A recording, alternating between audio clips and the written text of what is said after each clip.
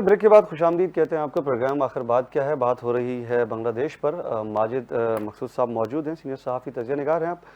भाई साहब, बानी पीटीआई कहते हैं कि पाकिस्तान की जो हालत है वो बांग्लादेश से भी बदतर है। एक तरफ जो है वो शेख हसीना के जो साहबजादे हैं, उनका कहना है कि बांग्लादेश जो है दूसरा पाकिस्तान बनता जा रहा है। क्या कहेंगे इस पर? बनने जा रहा है दूसरा पाकिस्तान। भाई साहब, सुन सकते हैं आप मुझे?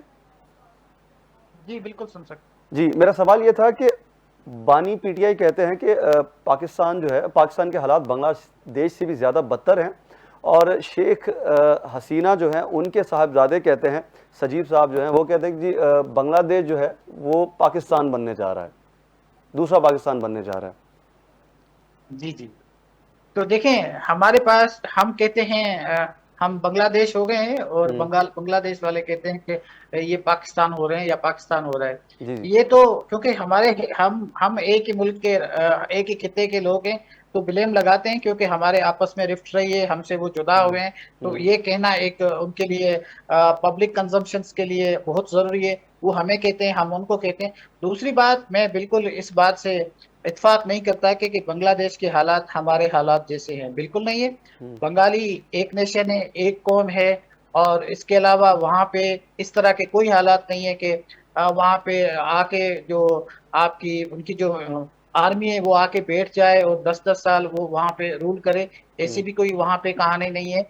इसके अलावा वहाँ पे जिस तरह तौसीफ साहब ने भी बताया, मैं भी आपको बता रहा हूँ कि वहाँ पे जो तरक्की हुई है, जो हम्म। मिडिल क्लास बना है, हम्म। और जो 15 से 20 साल तक जो ग्रोथ रेट उनका जो 6 से 7 रहा है, उसमें एक बहुत ज्यादा तरक्की हुई है।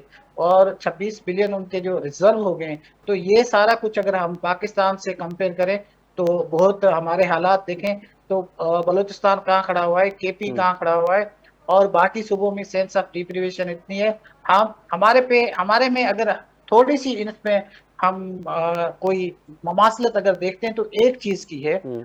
उससे मैं इत्फाक करता हूँ।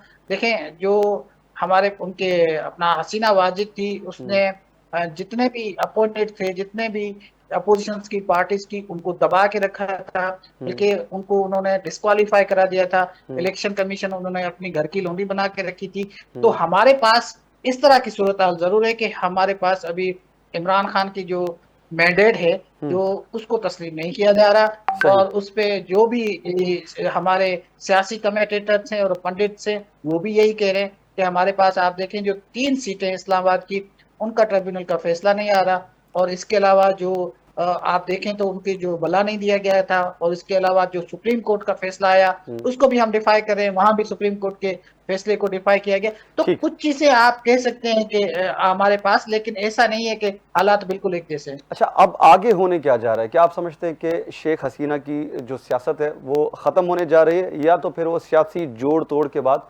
नरेंद्र मोदी की हुकूमत की मदद से दोबारा पावर में आ सकती है बांग्लादेश में?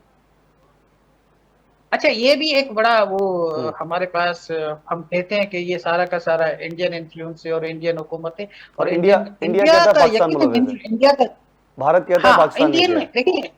हाँ, हम कहते हैं इंडिया मुलविस है, वो कहता है भारत मुलविस है। ये मैंने कहा ना, एक दूसरे हम्म। से ब्लेम गेम तो चली आ रही है।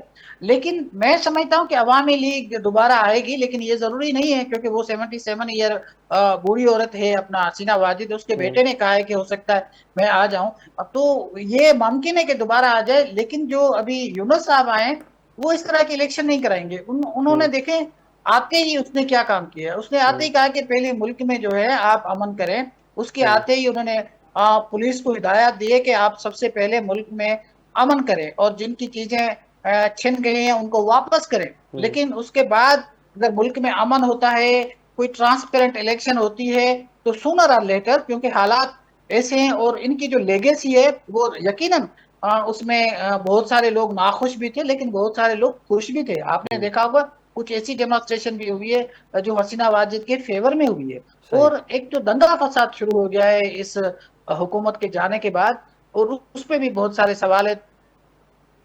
सही। मिनारिटी है और उनके साथ जो जुल्म हुआ है 3-4 दिनों में, अभी यूनुस साहब ने उसको कंट्रोल करना शुरू किया। अगर यूनुस साहब इसको कंट्रोल करके उस पर इंटरफेरेंस नहीं हुआ, तो मेरा ख्याल है बांग्लादेश दोबारा ट्रैक पे चढ़ जाएंगे। ठीक है अगर भाई साहब। उनको इंटरफेरेंस की आर्मी आ गई तो वो वापस चले जाएंगे। ठीक है, यहाँ पे एक ब्रेक है, ब्रेक के बाद बात करते हैं।